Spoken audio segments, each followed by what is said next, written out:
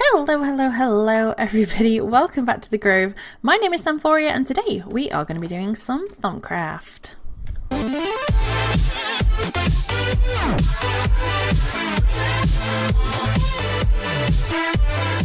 Yep, that's right, we've got Thaumcraft today. However, I'm going to show you a little bit of what I have been up to. So I made some more watermills for the extra utilities to help us power our angel rings.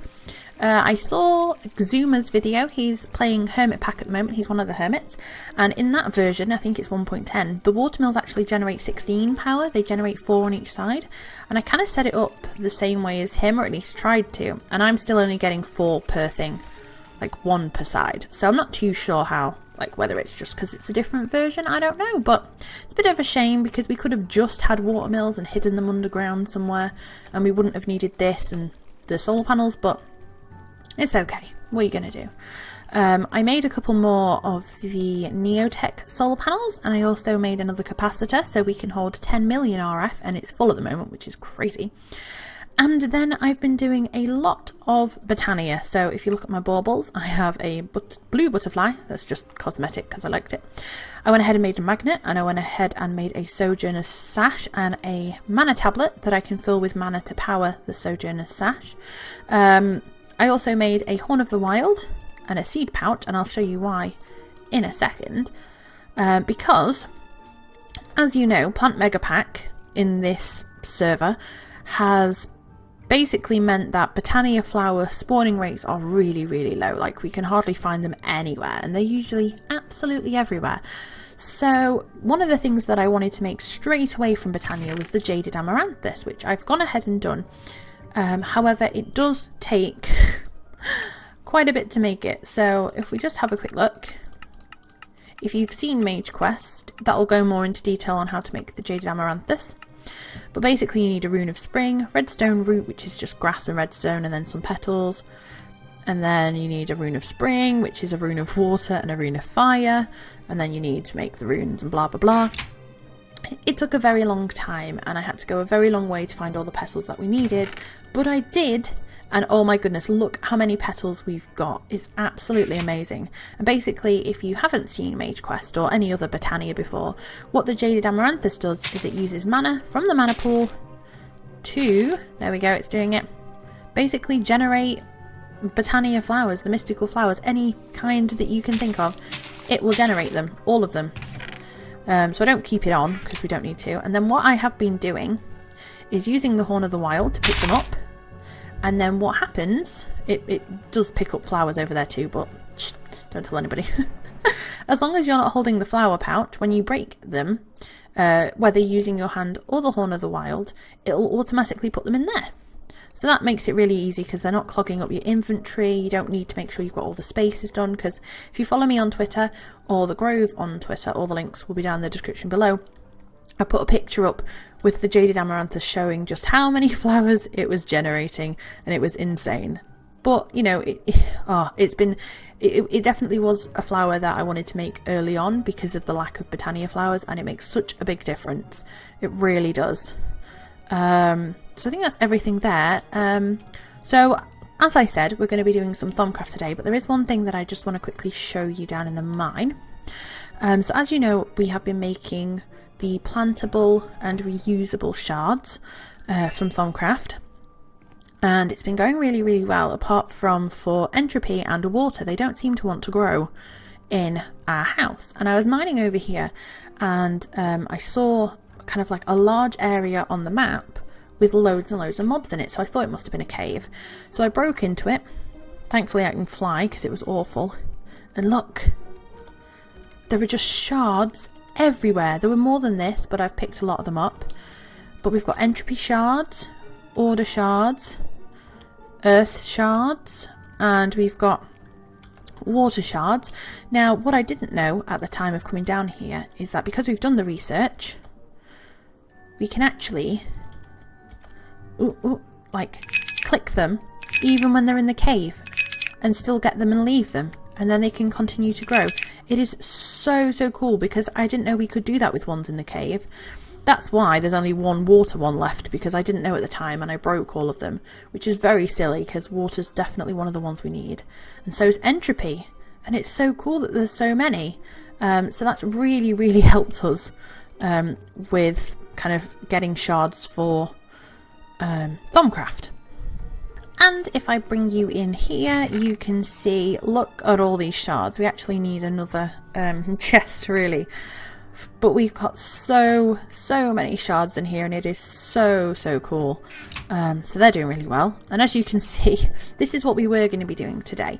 I went ahead and made, because we had the dark leggings, I made some a dark chest plate and some dark boots, and we were going to I put a vibrant crystal on the dark plate, and we were going to put a vibrant crystal on the boots, and then a capacitor on each of those two. But I'll put them in here. In fact, let's put them in the bag, because I need more levels, and we did have a spider spawner. I don't know if I showed you guys that, but we did have one downstairs. I made this, a spawner relocator from Neotech, which seems to work with no power. It doesn't take any durability. It's really cool. You just like hold down right click and it picks it up, and then you just kind of right click to put it back down. So that's what I did, and picked up a skeleton spawner from one of the temples that are around here in the desert. And it was working really well, but I was using the hammer to pick up some like conveyor belt things that I'd made to try and bring them to the front to make it a bit more automated, and I accidentally broke the spawner. So I have a broken spawner now, but that's okay. We can do stuff with that using other mods too. The other thing that I wanted to show you that I made was a bauble case, and I do have a bauble actually in here that I wanted to show you. So this is just a case that you put in here. You can put all your baubles in it, and then you can just switch them out really easily. And this is called the Spectator, and what this does is, so for example, let's get some air shards. So if I have air shards and I'm holding them, if I look around, I can see, using these sparkles, exactly kind of like which chests they're in or where they are. So it's really cool. So if I say like so I'm holding soul sand and you can't see anything. Well, I'm holding nothing, you can't see anything. If I hold soul sand, this chest starts sparkling because this is where the soul sand is. So it's actually really cool and can come in very handy, but at the moment it's not something that we need. The other thing that I wanted to let you know was the little orange kind of extra row of stuff that I've got going on above my armor slot. That's actually coming from from Random Things, which is a lava charm. When I went to go and get the skeleton spawner, there were some chests that hadn't been raided yet, so I got a few things, and one of them was a lava charm. And if I take it off, it's still there because it's in my inventory, but you can wear it as a bauble slot, and it gives you, I don't know if it's like fire protection or you're completely immune. I'm assuming it's fire protection because it's got like an armor slot, like a health bar. I'm not too sure. I haven't tried it out yet, but we'll have to go in the nether, I guess, and see what that's all about. So let's quickly sleep, and then we can get on with some Thaumcraft. Okay, so we wanted to do some, have we got anything in there? No, just checking we've got no research. So let's have a quick look at what I have been looking at. Advanced aura tapping.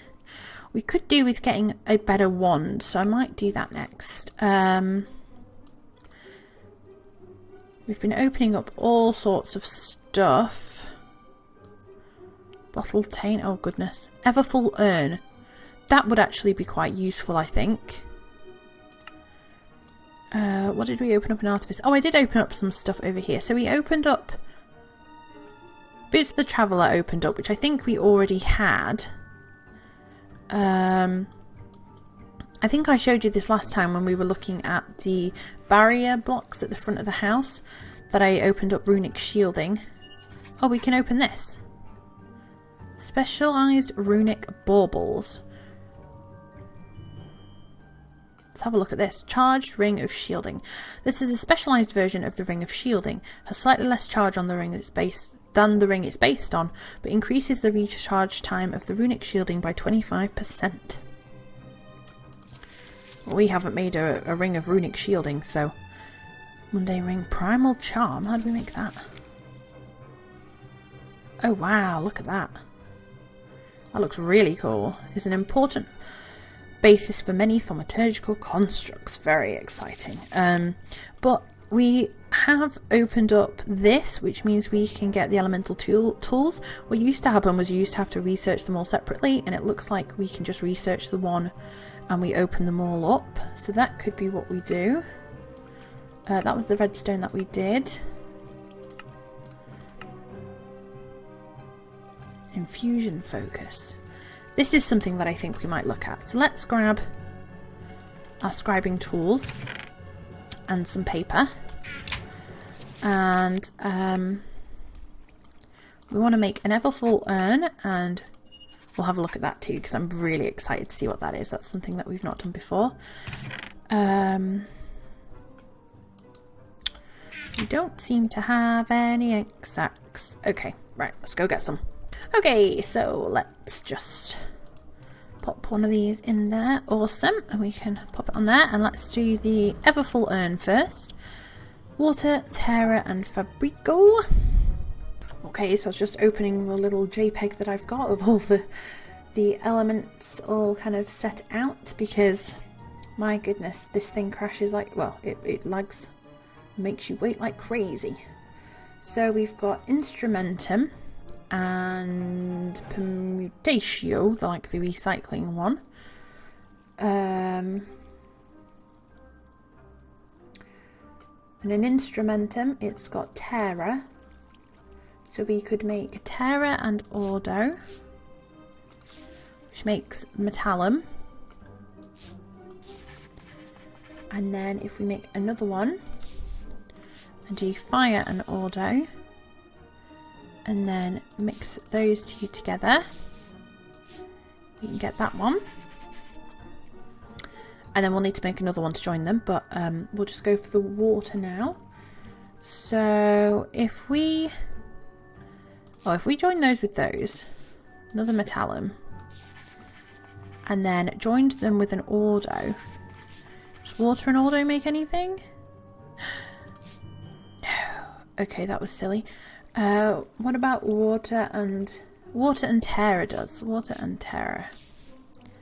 So we can put water there and then put that.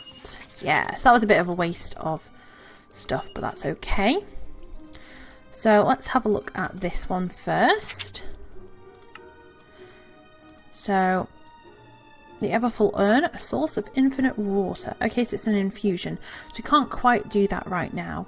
2 buckets of water, hardened clay, a water shard, and some Salus Mundus, which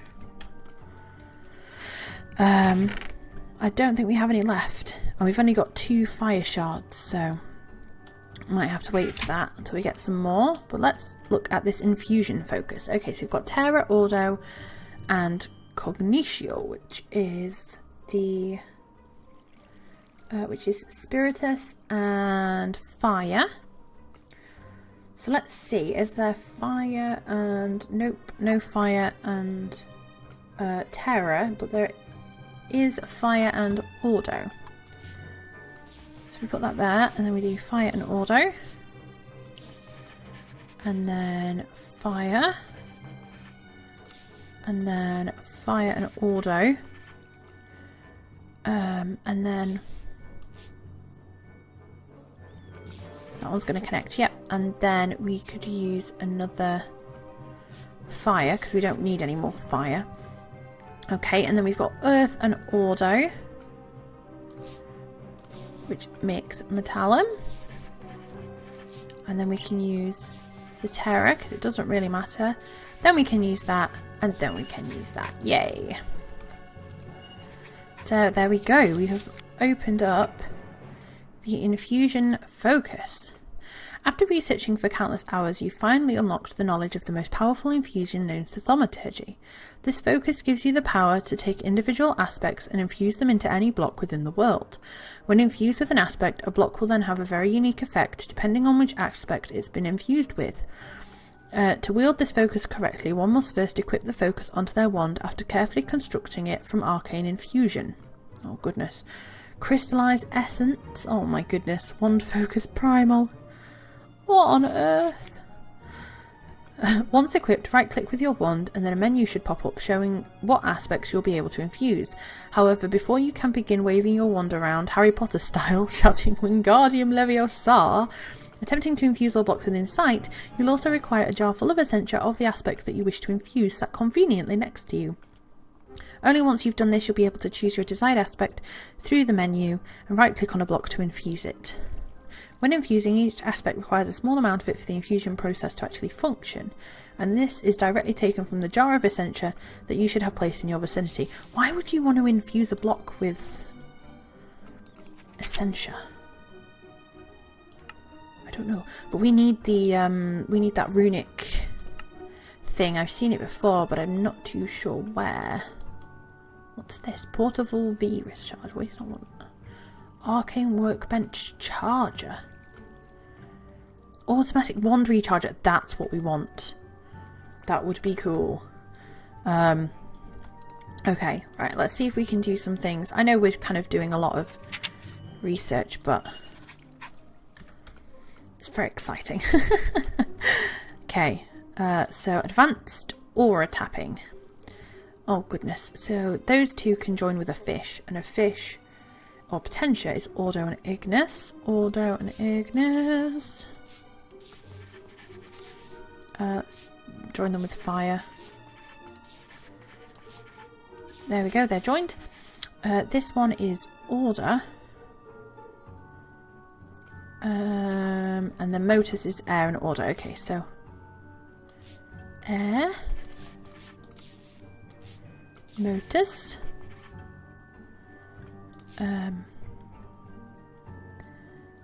Air. Does air and Pediccio mix together? They do. Air and Pediccio. And then Pediccio. And then this one is air 2. So we could do air and Pediccio and air. Whew! Yay. So let's have a look at this one. Usually the process of drawing V from aura with the wand is quite slow, but not anymore. You've discovered a more efficient way of tapping into the aura, doubling the normal draw rate. In addition, you no longer need to hold the wand in your hand to do this. Merely having it in your hotbar is sufficient. That is so cool! So I don't even have to hold it for it to recharge. It'll just recharge while it's in my hotbar. That is awesome, and it's going to recharge faster. So we could get... oh, these are all the node stabilizers and stuff. Master Aura Tapping or Aura Preserver. Let's do that one. Because I think we're kind of going down the way of trying to keep the place safe. So it looks like the same kind of setup.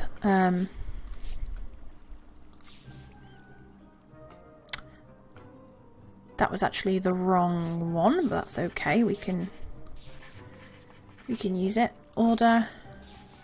Oh, why did I put that there? That should have gone there. And then, that's fire. Then fire. That there, then fire. And then this one is Spiritus and Terror. So what about Terror and Ordo? Do they make... Yes, they do. So we want... There's an Ordo. Go. Terror. Metallum and Terra. Awesome. Let's have a look at what that one has opened up. Aura Preserver. You are now able to instinctively stop wands and other carried devices from draining V if the local aura drops too low. This should help prevent the buildup of flux. This only applies to tools or devices that you are wearing or carrying. So that means our wand won't just keep pulling aura if it's going to start fluxing the area. It's going to actually stop. These are such good researches to actually have. Rechargeable pedestal. We are flying through these. Okay, so these are the same aura and thingy. So let's get some of this going on. Oh no. Yep, there we go. Whoops. Again, kind of a waste there. Fish, fire, and then this one has Ordo in it too, so we could go Ordo, and then you could go there, and then you there. you there, and then you there. Awesome. So, rechargeable pedestal. Travelling around the countryside to recharge your wand is all good and well, but an automatic way of doing it would be much better. This specifically crafted pedestal does just that. Any wand placed in it will automatically draw V from the aura to recharge itself. Wands are not the only items that can be recharged in this device. Many V holding gadgets should be rechargeable in this. It will not drain the aura once it falls below 10%. This sounds all well and good, but this sounds like something that was in the last Thaumcraft when you would have had to have run around grabbing aura from nodes. Unless it means, because obviously then you don't have to hold it at all, you can just leave it in here. Maybe that's what it means. So we've got these, we need to make one of these primal charms. So I need a balance shard. I really need some more fire shards. However, we are getting on in time, and all we've done is a lot of old research. So I really hope you've enjoyed today's episode and you've learnt a bit. Hopefully it helps you if you guys are doing Thaumcraft too. By all means, go ahead, pause the video so you can use what I did to complete the research. That's absolutely fine. But it's lots of fun trying to work out how to do it yourself. It's definitely a fun little thing to do, and once you get it, you kind of really understand it. So it's definitely worth trying it out. But I really hope you've enjoyed the episode. In the next episode, I think we'll be continuing with some Thaumcraft. I'm going to try really hard to find some fire shards, because we definitely need some. And then we can go ahead and make some of these more powerful Thaumcraft things, which is going to be very exciting. But if you have enjoyed today's episode, please like, comment and subscribe to become a Sparkle. I hope you're all having an amazing day, and I will see you all soon. Bye!